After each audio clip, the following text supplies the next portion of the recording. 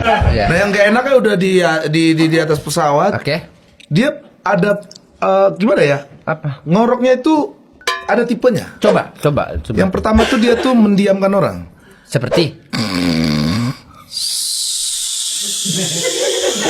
senyap.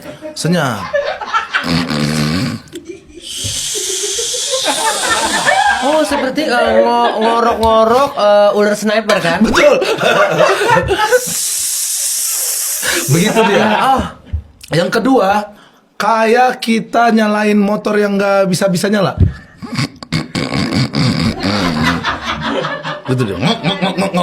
Oh, berbet gitu ya. Nah, Oke. Nah yang ketiga ini nih yang berakhir dengan bapak itu Ultinya.